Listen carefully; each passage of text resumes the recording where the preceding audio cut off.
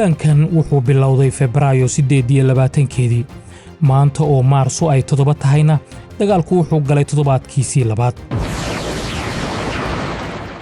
Iiraan waxa ay isticmaashay shabakadeeda ballaaran ee hubka, waxa ay riday gantaalada boolistiga ah ee ridada gaaban iyo tan dhexe, gantaalada kruuska ah iyo diyaaradaha aan duuliyaha lahayn ee aan soo laaban.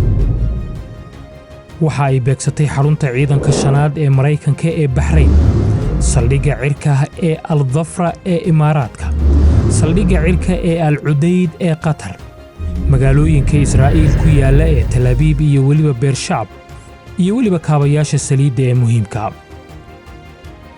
Iiraan waxa ay si weyn u isticmaashay diyaaradaha aan duuliyaha lahayn ee Shaahid 136-238 iyo gantaalada boolistiga ah ee Faatix 110 Sulfaqaar.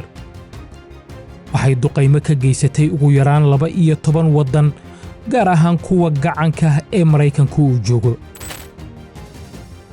waxay Israa'iil ku riday 300 oo gantaal oo boolistiga iyo weliba 1,000 diyaaradaha aan soo laaban ee isqarxiya. Imaaraadka Carabta waxa ay ku riday 205 gantaal iyo 1,184 diyaaradaha aan duuliyaha lahayn ee ismiidaamiya. Ciraaq oo Kurdistaan ay ku jirto waxa ay ku riday 100 gantaal iyo 400 oo diyaaradaha aan duuliyaha lahayn. Bahrain waxa ay ku tuurtay 50 gantaal iyo 150 diyaaradaha aan duuliyaha lahayn.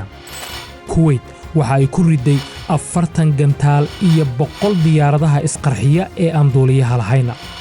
Qatarna waxa ay ku tuurtay 30 gantaal iyo 80 diyaaradaha aan duuliyaha lahayn. Sacuudi Carabiya 20 gantaal iyo 50 diyaaradaha duuliyaha la'aanta. Wadamada Jordan, Cumaan, Qobrus iyo Azerbaijan waxa ay ku riday gantaallo isugeyntoodu ay 50 ka badan tahay iyo 200 oo diyaaradaha aan duuliyaha lahayn. waxaad moodaa in Iiraan ay aad xoogga u saartay duqaynta iyo weerarka ay ku hayso dowladda Imaaraadka Carabta, oo aad moodaba in ay ku daba dhowdahay Israa'iil marka la fiiriyo tirada gantaalada iyo diyaaradaha droniska ah ee ay Iiraan ku tuurtay Abu Dhabi. Iiraan waxa ay Imaaraadka ku riday in ka badan isugeyn inta ay ku tuurtay dalalka Khaliijka. waxa ay si gaara u bartilmaameedsatay saldhigga cirka ee Al-Dhafra ee Mareykanku uu joogo, garoonka diyaaradaha caalamiga ah ee Dubai, dekedda Jabal Ali, saldhigga ciidamada badda Faransiiska oo u dhow dekedda Zayd, iyo xarun xog ururin ah oo ay leedahay sharikadda Amazon ee dalkan Mareykanka laga leeyahay. weerarkaasi Iiraan ay ku qaaday Imaaraadka waxa uu saameyn ku yeeshay qiimaha saliidda adduunka, kaasoo kor u kacay markii Imaaraadka Carabta iyo gacanka Hormuz ay noqdeen aagag dagaal. marka laga soo tago khasaaraha baaxadda leh ee duulaanka Mareykanka iyo Israa'iil oo isgarabsanaya ay ku qaadeen Iiraan ka dhashay, haddana waxaa jira khasaare aan la dhayalsan karin oo Mareykanka aanan tixda ugu jirin oo soo gaaray dowladda Mareykanka iyo weliba Israa'iil. Mareykanka haddii aanu ku horreyno, waxaa laga dilay 6 askari oo militari ah, 20 kalena waa laga dhaawacay. Iiraan waxa ay sheegtay inay burburisay nidaamka raadaarka THAAD oo ku yaala dalka Qatar. waxaa kaloo ay sheegtay in ay baabi'isay raadaarka digniinta hore bixiya ee noociisu uu yahay ANFPS 132 iyo raadaarka kale ee isna la yiraahdo ANTPS 59. Iiraan waxa kaloo ay sheegtay in ay soo riday dhowr diyaaradood oo kuwa dagaalka ah. gudaha Israa'iil marka laga soo tago burburka baaxadda leh iyo argagaxa ku dhacay dadka Israa'iiliyiinta ah ee ku nool magaalooyinka waaweyn ee dalkaasi, oo iyaga waqtigooda inta badan ku qaata goobaha xabadda looga gabado ee dhulka hoostiisa ku yaala. dhimashadu waxa ay gaartay sida Israa'iil laga soo xigtay 12 qof, dhaawac noqday 1,619 qof.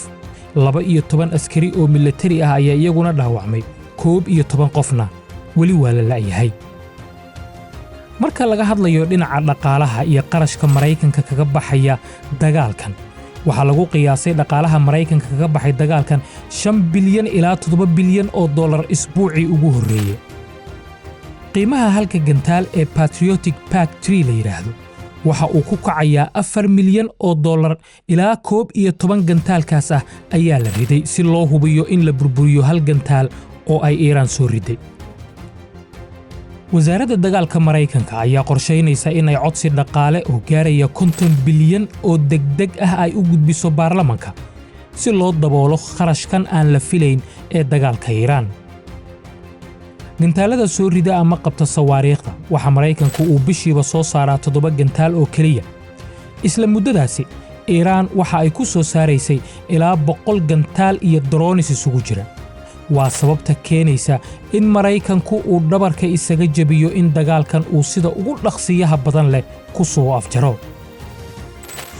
khasaaraha maalinlaha ah ee naf iyo maalba leh ee Maraykanka kaga baxaya dagaalka iyadoo aanay muuqan ifafaale muujinaya in colaaddu ay dhowaan soo afjarmayso iyo doorashadii xilliga dhexe oo soo dhow ayaa jahawareer iyo culaysba waxa uu ku yahay maamulka aqalka cad.